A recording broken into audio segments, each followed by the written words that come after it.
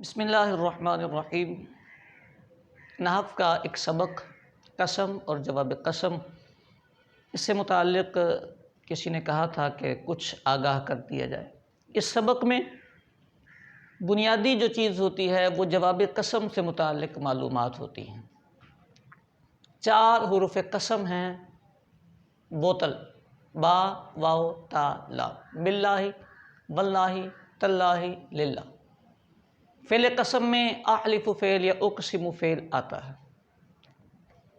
تو قسم جہاں بھی آئے گی اس قسم کے ساتھ جواب قسم ہونا یہ ضروری ہوتا ہے۔ تو نحو میں جو سبق آتا ہے اس میں جواب قسم کی صورتیں بیان کی جاتی ہیں کہ جب آپ کہیں قسم ذکر فرمائیں گے تو اس کے ساتھ جواب قسم ہونا ضروری ہے، یعنی جواب قسم وہ بات جس پر آپ نے قسم اٹھائی ہے۔ تو خالی قسم تو کوئی بھی نہیں اٹھاتا، اللہ کی قسم کوئی بات کرنی ہوتی ہے، کسی بات کی تاکید کے لیے یہ قسم اٹھائی جاتی ہے تو اس بات کو جواب قسم کہا جاتا ہے۔ لہذا جواب قسم کی جو صورتیں نحو کی کتابوں میں لکھی جاتی ہیں انہیں یاد کرنے کے لیے ایک چھوٹا سا ہم نے نقشہ بنایا ہے، آپ آسانی سے انہیں یاد کر سکتے ہیں اور یہ یاد رکھنی چاہیے۔ جواب قسم کی 2 صورتیں بنتی ہیں، یا تو جواب قسم جو جملہ ہوگا وہ جملہ اسمیہ ہوگا یا جملہ فعلیہ ہوگا۔ جواب قسم یا جملہ اسمیہ ہوگا یا جملہ فعلیہ۔ جملہ اسمیہ ہو تو اب آپ اسے دیکھیں وہ جملہ اسمیہ مثبتہ ہے یا منفیہ ہے۔ جملہ اسمیہ مثبتہ ہے یا منفیہ۔ اگر جملہ اسمیہ مثبتہ ہے تو وہ جو جواب قسم ہوگا، جو جملہ اسمیہ مثبت ہوگا، اس کے ساتھ انا یا لام تاکید، لام ابتدا کا آپ اضافہ فرمائیں گے۔ واللہ ان زیدن قائم، یا واللہ زید لقائم۔ تو جملہ اسمیہ مثبتہ میں انا اور لام ابتدا۔ اچھا، اگر مثبتہ نہ ہو، جملہ اسمیہ ہی ہو لیکن منفیہ ہو، تو منفیہ ہوگا تو جو حرف نفی ہیں وہ ساتھ لگ جائیں گے، ما، لا یا ان نافیہ۔ واللہ ما زید قائما، واللہ لا زید قائما، واللہ ان زید قائم۔ تو یوں یہ ما، لا اور ان کا استعمال ہوتا ہے۔ اسی طرح جب جملہ اسمیہ نہ ہو، جملہ فعلیہ ہو، تو اب بھی آپ نے دیکھنا ہے کہ جملہ فعلیہ مثبت ہے یا منفی ہے۔ اگر جملہ فعلیہ مثبتہ ہے تو اس کے ساتھ لقد لگے گا یا خالی لام ابتدا لگے گا۔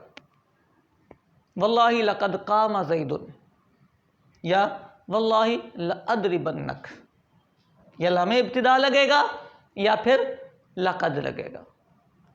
اگر منفی ہو تو منفی کو بھی 2 حصوں میں تقسیم کر لیتے ہیں۔ جملہ اسمیہ کو ہم نے 2 حصوں میں تقسیم نہیں کیا تھا، لیکن جملہ فعلیہ جب ہوگا اور یہ منفی ہوگا تو اس کی 2 صورتیں بنیں گی، یا تو ماضیہ جملہ ہوگا یا مضارعہ ہوگا، یعنی یا تو وہ فعل ماضی کا ہوگا یا مضارع کا ہوگا۔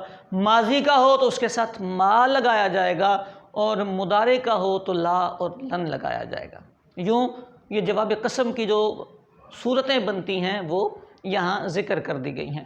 اہم بات جو اس سبق میں ہوتی ہے،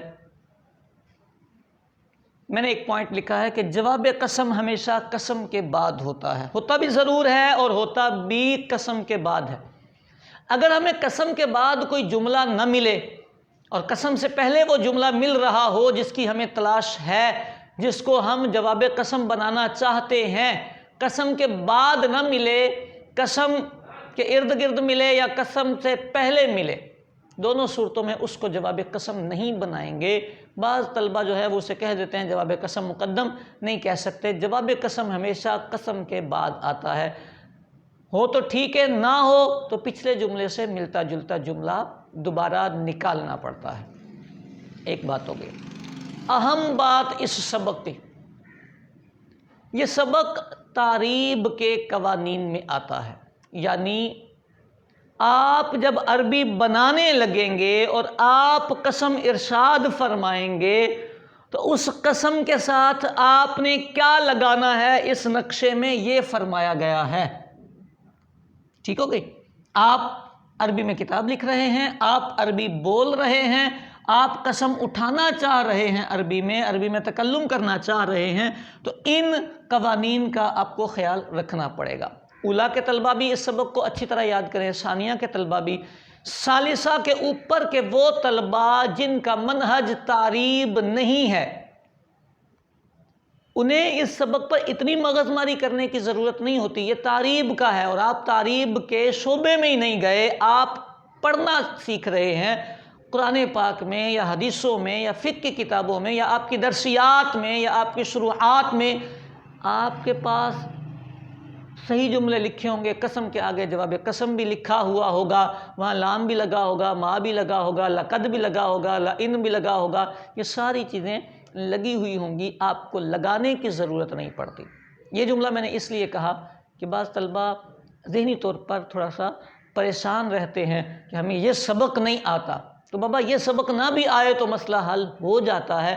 البتہ یاد کر لینا چاہیے، چونکہ آسان ہے، فن ہے، اسے یاد ضرور کر لینا چاہیے. احساس کمتری میں کبھی بھی مبتلا نہیں ہونا چاہیے.